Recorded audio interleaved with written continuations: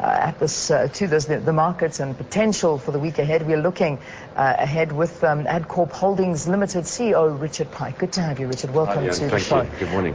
In Asia, I mean, we're looking over there. The major indexes all finished the week more than 2% lower. Can we expect anything different this week, or is this the trend we can expect going forward? I think there's just general doom and gloom, and it all centers on what's happening in Europe at the moment. A lot of direction. There's a lot of talk about there needs to be direction, but as we sit right now, nothing is coming to the fore. So I think there's a lack of certainty in global markets, and until you have such certainty, I don't think you're going to see any stability. So I think that this week could be one of doom and gloom, and I think a lot of uncertainty.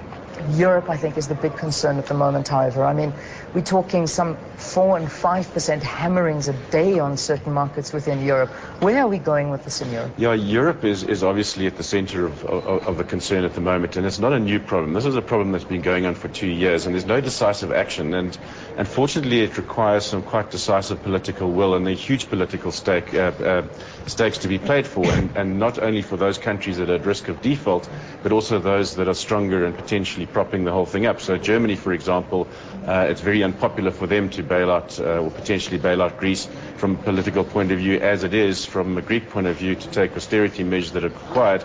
Politically, it's suicide. Take that political step. So we sit in this kind of impasse where the finance ministers of the European countries are not taking decisions. The IMF is sitting on the sidelines.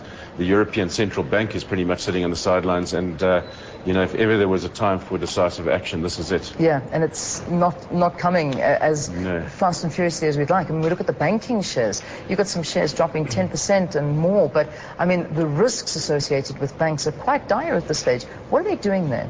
Yeah, I must say my kind of sense, and it might sound a bit draconian, is if I was in the position of some of those central bankers, I would let Greece default. At least that's a form of certainty. And there is precedent for that. We've seen countries default in the past. In fact, South Africa entered into a debt standstill in the late 1980s when effectively we defaulted. Argentina has defaulted in the past. Even the United Kingdom has defaulted on debt. And really what it does is it allows you the opportunity to give you some breathing space and to basically reschedule your debt repayments. And I think that if that happens, to create certainty, because at the moment there's just too much dithering on the political front and no one taking any decisions. Yeah.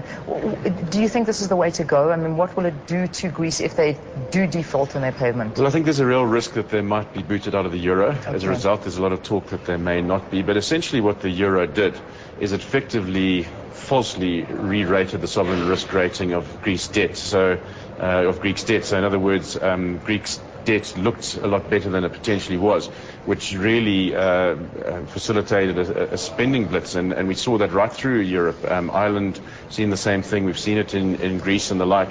And I think really we need to get back to these sort of austerity measures whereby they need to cut public spending. It's very unpopular, obviously. Social benefits obviously need to be cut back, which is also very unpopular. And that all carries this big political risk that I talk about. Yeah. I mean, all this selling that we're talking about within Europe, but also is denting the euro in very, very badly. I mean, I think it dropped something like 1% against the dollar as well. Is the writing on the wall that this could be the death of the euro? Well, what's quite interesting, the depreciation or devaluation of the euro has actually helped countries like Germany. Germany is a very strong exporter, and so ironically it's kind of helped them. I don't think it'll be the death of the euro, but I think that you might see a consolidation and fewer countries that form part of that currency. I think there's a desperate will to see that it continues. But the big irony, as I say, is that Germany is still quite strong economically and seems to be an island in a sea of absolute doom and gloom in Europe. Yeah. What is the solution? I mean, you were saying default on the debt, but I mean, it's not just Greece we're talking about. We're talking about a host of European countries. Look, it could be a pack of cards, but I think that water has to find its own level. Yeah. And while you have this political dithering and meddling and really no one taking the right medicine, this could just protract even longer. And as I say, it's been going on for 2 years. I really think that the world needs certainty, and that's why I say my sense, and it's a little bit of a radical view, is and let water find its own level. Well, I mean, you were telling me that some of the banks, like the European Central Bank, won't even have enough money to bail them out. Yeah, the IMF and the European Central Bank are really the lenders of last resort, and quite clearly they don't have the funds to allow for that. So what it would actually mean if there was a default is that you'd have this protracted rescheduling of debt, if you like. and also quite significant austerity programs in those countries, and very unpopular because you have aging populations in those countries highly dependent on social benefits which have been borrowed in the past, which means cutting back on that. So it is a political risk for whoever takes those kind of decisions. Is the global economy in recession?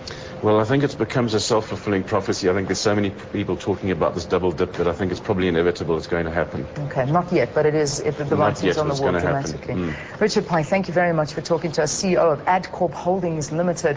The recession, talking about it, it is inevitable with the doom and gloom that's happening in Europe. We talk about Asia, we talk about America, but we're doing okay. Richard, I meant to end the interview. I forgot to ask you. I mean, are we okay? Look, we will see some fallout. Europe is one of our major trading partners, so definitely as imports into those countries shrink, it's going to affect us.